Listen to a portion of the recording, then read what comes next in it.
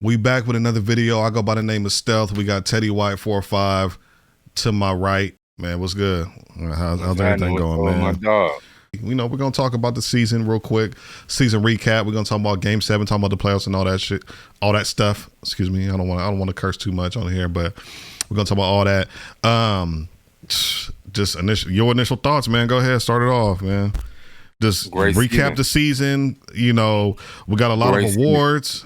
You know what I'm saying? I think, just today, was it today or yesterday, the all NBA teams came out. We have two players on the third team. We have De'Aaron Fox and Domantas Sabonis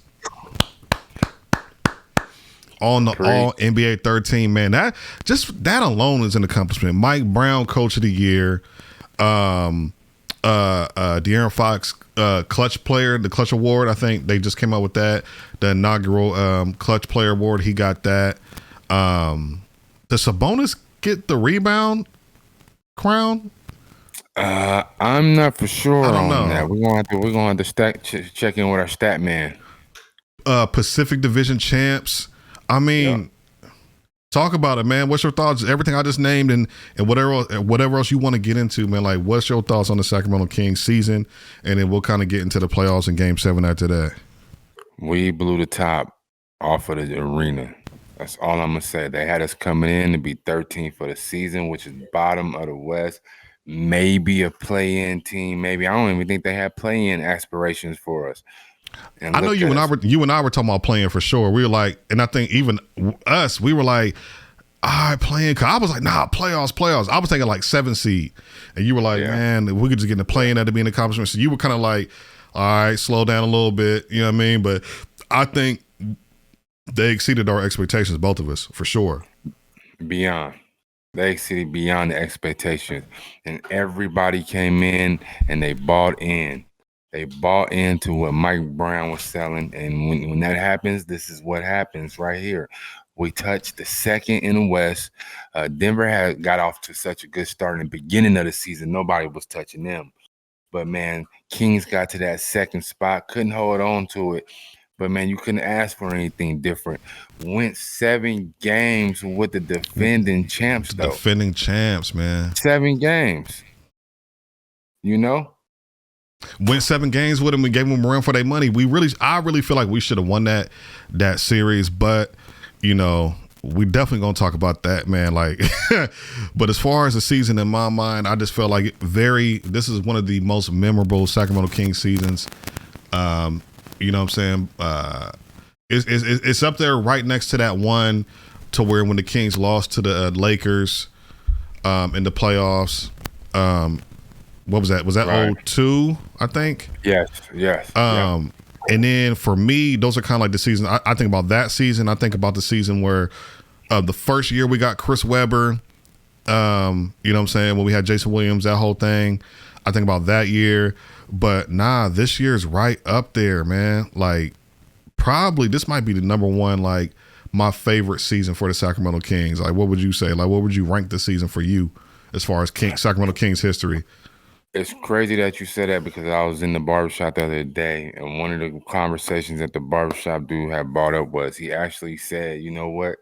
I feel more attached in this team. He said the city was more lit as it is right now than it was in the 02 year when Webb and Bibb. And I thought about it. I was like, wow. Yeah, that's what that's a big statement. And that can go back to maybe it's been 17 years and people got that long 17 years built up of a whole lot of emotions and all that spilled over to that. But you know what? It went 7 games with the defending champs. We really came down almost to a Harrison Barnes shot. And I'm just not going to put it on Harrison Barnes. I'm not going to do that. But we was that close to, you know what I mean, to that shot going on to the second round, you know? So no, definitely. Mike Brown, can't say enough about Mike Brown and his coaching staff. Yeah, that's all. And you know, and it's not completely his fault or anybody's fault or whatever, but like when we first hired him, I was like, okay, well, let's see.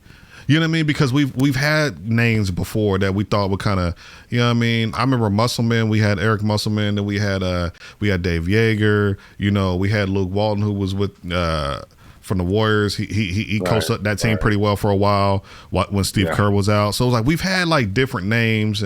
You know, we've had the old vets. We had Alvin Gentry. I think the season before kind of finished out that season, if I recall correctly. So it was like, man, you really didn't know what to expect from these coaches. It's like, man, like we've had guys, but who's coming in? Who are we going to get to kind of buy into the system? And I think not Arvidas, Domantas Sabonis. I feel like bringing him into the fold and making that trade. I know a lot of people were against it when we traded away Halliburton. He was a fan favorite. I loved him myself, but I was of the minority because I'm a real basketball fan, and I know a lot of people were just Kings fans or just casual fans in general. They really don't know who's who. And a lot of people were like, "Oh, we just traded away Halliburton." I'm like, "Nah, we're getting somebody. You got to trade value to get value." You know what I'm saying? And I feel like that trade for both teams was a win-win. We needed his presence. I feel like he's a very good leader. Vocally in the locker room, on the court, you kind of see it. He's always talking to guys. I know Keegan was saying he's one of the guys that he goes to. Sabonis is always on him. Keegan, we didn't talk about Keegan. All rookie team. You know what I'm saying? A lot of accolades this year, man. Drafting him, Sabonis's first like full year with Fox, Mike Brown. I mean, a lot of good things happened this season. Playoffs, Game 7, Round 1. Man, I was hoping we won that game. Oh, I know, me too. Oh man, that game. So now we kind of wrapped up the season as a whole. We finished third, you know, in the West. Was it 48 wins? Did we finish with 48 wins? Almost 50 wins. That's huge, man, considering, you know, where we've been in the last couple seasons. But absolutely. I kind of knew. It was almost like one of those things to where it's like, in my mind, I'm like, nah, there's no way to go but up, because the season before, and I know definitely the season, not last season, but the season before that, we had like maybe 3 crazy losing streaks, like a 7-game losing streak. I think we had like 2 9-game losing streaks. Yeah, I'm like, that's not even possible. Remember that? I'm like, that's not even possible. So I knew that we were going to have a better season. I just didn't know how much. But yeah, 48 wins, to finish third in the West, man. Yep. I mean, big. That was huge.